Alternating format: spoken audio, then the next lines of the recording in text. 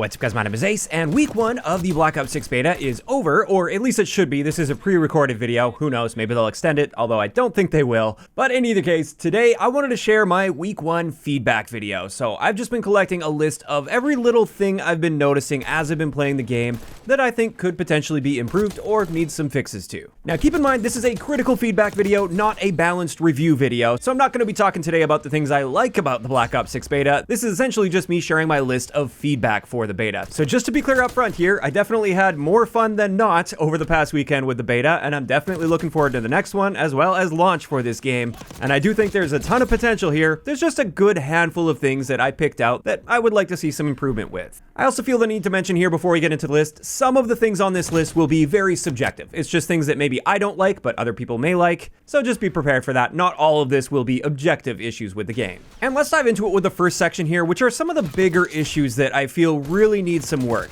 And the first one is something I recently made a video on. This is spawns. The spawns are by far my #1 gameplay related complaint with the first weekend of the beta. They're not in a good place, and I'm not going to dive into too much detail in this video when it comes to that, since I did an entire dedicated video on this. So feel free to check that one out if you'd like. That one has more specific spawn feedback. But basically, the main point here is it just felt like with the spawns in this game, there was a whole lot of random chaos around the map. There was a very distinct lack of flow on the maps, and just a lot of like random chaos, it seemed like, where you could just be shot from any direction at any given time. So in general, when we're talking about the gameplay itself, spawns are the #1 thing, and I'm really hoping we see some appropriate changes. I don't know if we'll see any changes going into the second weekend of the beta, but definitely for launch, I'm hoping they've been gathering a whole lot of data on this, and I hope we see some very significant adjustments.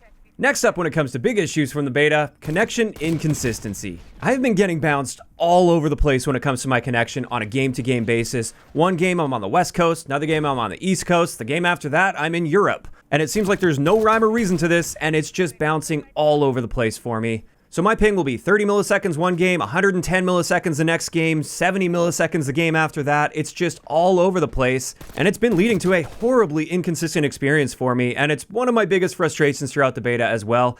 And obviously, it's made so much worse with disbanding lobbies, because once I find that good connection lobby, finally, I can't stay with that lobby. Too bad. The next game, I'm going to have twice the ping, sometimes 3 times the amount of ping that I had the previous game. Now, unfortunately, I have no idea if anything's even going to change when it comes to this. It seems like their algorithms don't really care too much about ping, despite the fact that they consistently say ping is king. It really just doesn't feel that way in Call of Duty anymore. So I'm probably just talking to a brick wall when it comes to this one, but it has to be said, it is ridiculous that my connection is bouncing around as much as it has been throughout this beta. Now, on a very similar note, but it's not exactly the same thing as ping, the desync suddenly got really bad for me yesterday in the beta, so the Tuesday of the beta. After the small update we got in the morning, I swear they flipped a switch, and it was like I was playing a totally different game where I was playing behind everybody else. I wasn't having this particular issue at all throughout the weekend, but for some reason, for me, since that update, everything feels totally different. Like the enemies have inhuman reaction time, and I'm getting literally just insta-melted. And so it seems like there's some sort of a desync issue, and I ended up on the wrong side of that yesterday, and perhaps I was on the right side of that the previous days because it wasn't really an issue for me. And keep in mind, this feeling is separate from ping, so it happens even when I'm on a decent connection. So yeah, that was pretty terrible. It's not really uncommon to see in a beta. I have experienced this in previous years, and I do suspect stuff like this will level out over time. It's just that I hope it happens sooner rather than later, because it was a pretty bad experience for me yesterday. After that one, something that may relate to this, or it may be something totally different. I don't know if this is a networking thing or a hardware thing or what, but in many of my matches, I experience extreme stutters, like where my game just freezes up consistently throughout a match, oftentimes right as I'm getting into a gunfight, and therefore it just decides that I lose the gunfight at that point. And I know this might not be new for some people in Call of Duty, but for me, I don't think I've ever experienced this, at least not nearly to this degree, with any previous Call of Duty game. This is something brand new with the Black Ops 6 beta for me, and this is one I really hope they can figure out and get worked out before the launch of the game. I know it's something they're aware of, and therefore they're probably working hard to get this taken care of, because this is a pretty serious issue. Next up, something fairly subtle that I noticed, but actually I'm going to put this into the bigger issues section here. Something I noticed is oftentimes your teammates won't show up on the edge of your minimap if they're far away from you. I can't tell exactly if there's an exact range threshold on this or if this is a bug that's related to something else that's causing those teammates to not show up on the edge of that minimap, but this subtle thing can cause some pretty big issues when it comes to spawn prediction, especially when it comes to detecting a spawn flip. Oftentimes, I'll find myself looking at the minimap and not seeing a single teammate on there whatsoever. And I'm not talking about my immediate surroundings, like what the minimap actually covers. I'm talking about the edge of the minimap that shows people that are at a distance. Without having any teammate indicators there, you have to actively search around the map and do like a 360 to see those blue or green dots that are above their head across the map. And we shouldn't have to do that in order to tell the general side of the map that our team is currently spawning on if they're spawning somewhere far away from you. Next, something I suspected I wouldn't be a big fan of before the beta launched, and now that we've had enough playtime with it, I can confirm I don't really like this. This is the streak cost I feel is too high. Now, admittedly, we only have access to a very small handful of streaks in the first weekend of the beta, and even in the second weekend, I think we're only going to get maybe 2 or 3 more score streaks added. But compared to other Call of Duty games, I just find this streak system to be a lot less rewarding. It feels like you have to work a whole lot harder to get something that isn't even that great.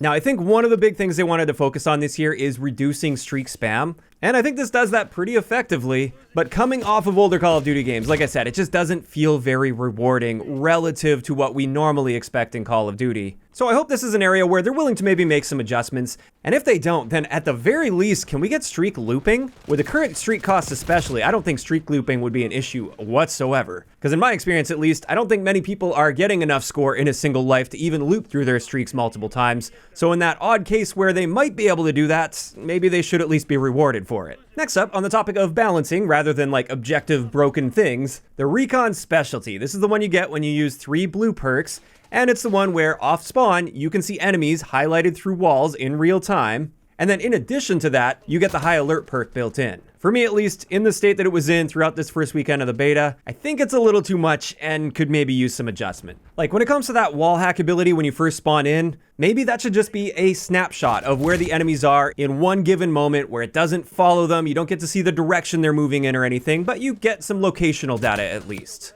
Or maybe scrap the wall hack portion of that entirely and just have them show up as dots on the minimap when you first spawn in. As it is right now, especially combined with the bad spawns that are currently in the game, I think it just gives a bit too much of an advantage to somebody coming immediately off spawn. And then again, like I said, even if you aren't using that to your advantage, you get the high alert perk, which is quite powerful in this game. Again, especially with where the spawns are at right now. I've actually found myself using this almost as a crutch so that when somebody does spawn behind me, I get that indicator and sometimes a chance to fight back. Now, after that, let's talk about animation timing a little bit. Something I've been feeling a lot playing through the beta is various animations I just feel are too slow given the movement that we've got in the game. Like a lot of the movement is really fast and fluid, and you kind of feel like a super soldier until you want to swap to your pistol, or call a streak in, or mantle. In my opinion, those animations, and perhaps some more on top of that, but those are the key ones that I'm thinking of here, they just seem really out of place with how fast all of the other movement and everything takes place in the game.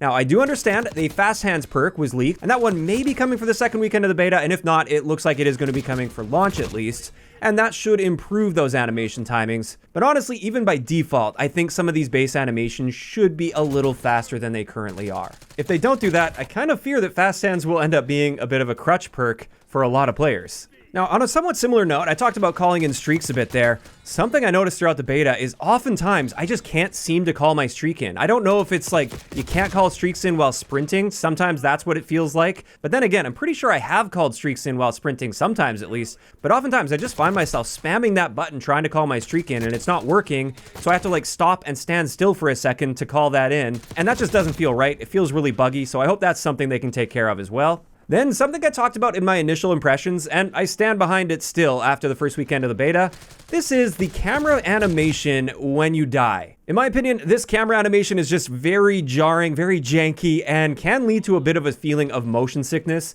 And some tuning there I think could go a long way just to smooth out that camera motion a little bit from where it's currently at. And this will segue nicely into my next bit of feedback, and this is the insane amount of shake on your screen, especially when a streak gets destroyed and hits the map somewhere.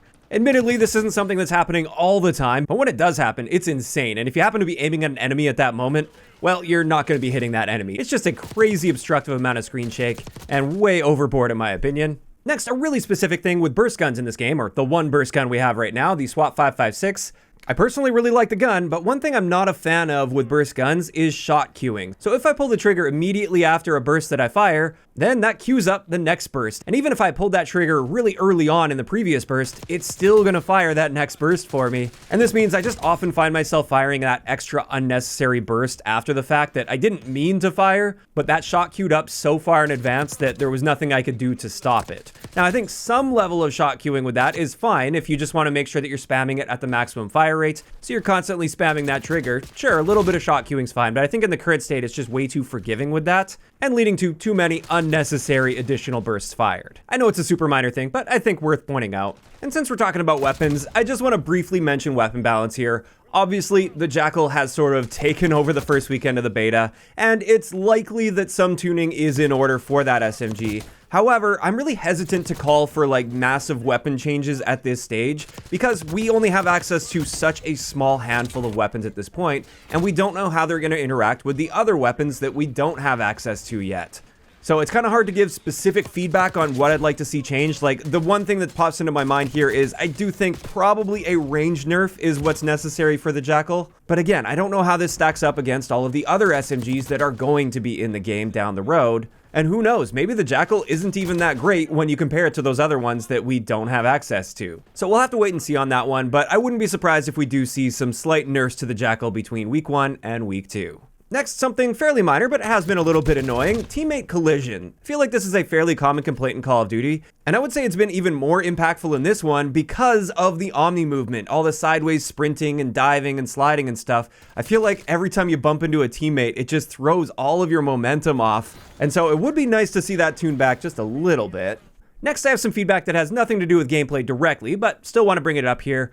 One thing I noticed is if you're playing in a party, oftentimes it will just automatically switch the party host, which can be frustrating, especially for me. The way that I tend to interact with viewers is I let viewers join me. And typically I'll be streaming at the time when I do this, so I want to be in full control over when I'm searching for the matches. But oftentimes I'll be the party host one game, and after that game ends, somebody else in my party is the new party host, and I didn't do anything to make that happen, it just automatically switched, which forces me to back out, reorganize the party, and do it all over again. And this is happening on a very consistent basis for me, which is kind of frustrating. And on a similar note to that, I know this one's a bit nitpicky, but I would really appreciate this. I wish we could save our party settings. So like the ability to open our lobby, invite only, close the lobby, that is constantly resetting to default. And not only that, but also the party limits. So the number of people that are allowed to join your party, it always resets to default back to 32. And again, for most people, this isn't going to be a big deal, but as a streamer, when I want people to join me, I have to always constantly go back, limit that to 6 players, because if any more than 6 players join, we can't search for a game, because you can't search with more than 6 players, so then I have to back out and reorganize the party again and make sure I set up that setting every single time. It doesn't really apply to everybody, but it would really go a long way for me. And now I've got a few more points here, and I wanted to separate these into a different section, because with these ones, I do consider them to be highly subjective, like much more so than the previous things I've been pointing out. Like, I think there will be some pushback to some of these things, but I do want to share it anyway. One thing that I'm consistently feeling with this game is, why do we have Tac Sprint? I really don't think Tac Sprint is necessary in this game with Omni movement. I think it unnecessarily overcomplicates things for the average player, and I don't think it really adds anything extra to this gameplay experience, especially with Omni movement present here. And I understand this is probably not going to change. I think this is something that's likely already set in stone, but I really think this game would be better off if they just increased our standard sprint forward speed to match the current tactical sprint speed, or at least approach that, get close to that, and then just eliminate tactical sprint from the equation entirely. That would make the Omni movement systems a lot cleaner and a lot easier to manage and use, since you don't have 2 sprints on top of all the Omni movement, you just have sprinting and Omni movement present. Plus then you'd only have 1 sprint out time to worry about instead of multiple that you have to worry about at any given time. And again, assuming they bump up that base sprint speed to match or almost match the current tactical sprint speed, I don't think it would slow down the pacing of the game at all. Now again, I know that's a pretty big stretch to be asking for at this point. It's probably not going anywhere, but it's just something I can't help but think as I'm playing through the Black Ops 6 beta. After that one, another fairly subjective thing, although I know a lot of people are on my side with this one. I'm not really a big fan of eliminations showing on the scoreboard, and instead I would rather see kills and assists separated, at least on the scoreboard. Like, treat them as eliminations as far as the gameplay goes, and earning score streaks and stuff if you want. But on the scoreboard, I'd like to see how many kills I got versus how many assists I got. That one's not a deal breaker, just a preference sort of thing. And on a similar note to the scoreboard, another preference sort of thing, I like it when it shows all of the data on the scoreboard for everyone instead of having to scroll over individual players to see like how many deaths they have, for instance. I know Treyarch really tends to like this style, and it's probably not going to change at this point because this feedback has been provided in the past and they still haven't changed it. Not a deal breaker by any means, it's just one of those little things where I kind of wish it worked different than it currently does.